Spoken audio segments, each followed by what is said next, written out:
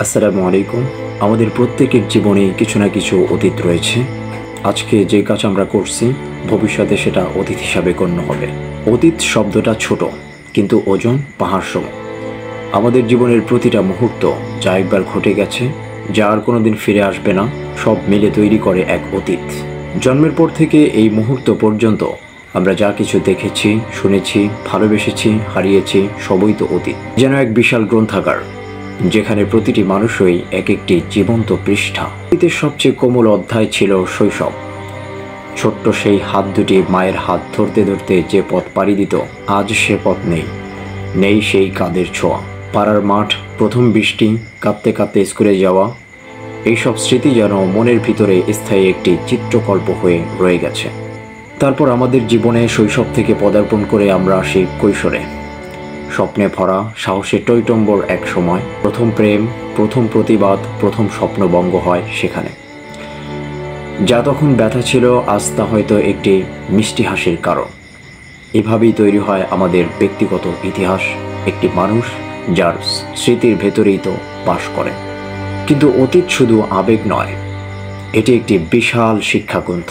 আমরা যারা আজ সফল, তারা কাল ব্যর্থ ছিলাম। যে ভুলটা করেছিলাম 1 বছর আগে, সেটাই আজ আমাদের সচেতন করেছে। উদাহরণস্বরূপ, একজন লেখক হয়তো তার প্রথম বইতে অনেক ভুল করেছিলেন, কিন্তু সে যদি সে ভুলগুলো সংরক্ষণ করে বিশ্লেষণ করে, তাহলে পরের বইটা হয়তো আরও নিখুঁত হয়। তাই বলা যায়, অতীত আপনাকে বদলায় না, আপনি যদি শেখেন তবেই বদল আসে।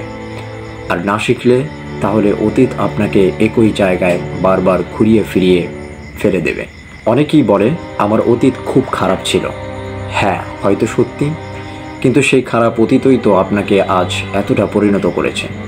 আপনার কান্না, হার, অপমান, সেই সবই আপনাকে সজাগ করেছে। তবু আমরা একটা ভুল করি, আমরা বারবার অতীতের ভুল নিয়ে নিজেদের দোষারোপ করি, আত্মবিশ্বাস হারিয়ে ফেলি।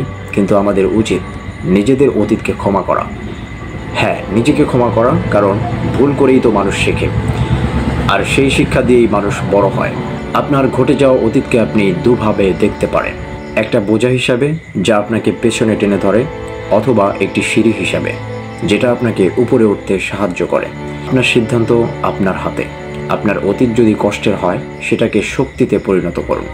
যদি গৌরবের হয়, সেটাকে অহংকার না করে অনুপ্রেরণায় পরিণত করুন। আমরা আজ যে জায়গায় দাঁড়িয়ে আছি, সেটি পুরোপুরি অতীতের তৈরি, কিন্তু আজকের এই বর্তমানই ভবিষ্যতের অতীত হয়ে যাবে। তাই এই মুহূর্তটাকেও আমরা গড়ে তুলছি ভবিষ্যতের একখণ্ড ইতিহাস হিসাবে। অতীতের সঙ্গে জড়িয়ে থাকে সম্পর্ক, বন্ধু, পরিবার, প্রেম, বিচ্ছেদ। কখনো কিছু সম্পর্ক অতীতে থেকে যায়, আমরা এগিয়ে যাই, কিন্তু তারা থেকে যায় মনের এক গোপন ঘরে। কেউ যদি আজকে আর না থাকে, অতীতই তাকে বাঁচিয়ে রাখে। একটি পুরনো চিঠি, একটা ফটো, এক টুকরো গান, সবই যেন তাকে ফিরে আনে ক্ষণিকের জন্য। তাই অতীতকে আমরা যত ভুলতে চাই, সে ততটাই রয়ে যায় আমাদের ভেতরে নিঃশব্দে। অতীত একটা আয়না, তাতে আপনি নিজের ভাঙা, গড়া, হেসে ওঠা, কেঁদে পড়া সব রূপ দেখতে পাবেন। আপনি যদি সাহস নিয়ে তাকাতে পারেন সেই আয়নায়, তবে আপনি নিজেকেই নতুনভাবে চিনবেন। অতীত পাল্টানো যায় না, কিন্তু অতীত থেকে বদলানো যায় বর্তমানকে, আর বর্তমানেই তো ভবিষ্যতের জন্ম দেয়। তাই বলি, অতীতকে পেছনে ফেলবেন না, সঙ্গী রাখুন, বন্ধু করে। সে আপনাকে ঠকাবে না যদি আপনি তাকে বুঝে নেন। অতীত নয় আমাদের শত্রু, অতীত হলো সেই শিক্ষক যার কাছ থেকে জীবনের সবচেয়ে কঠিন কিন্তু সবচেয়ে দরকারি পাঠ আমরা নিই।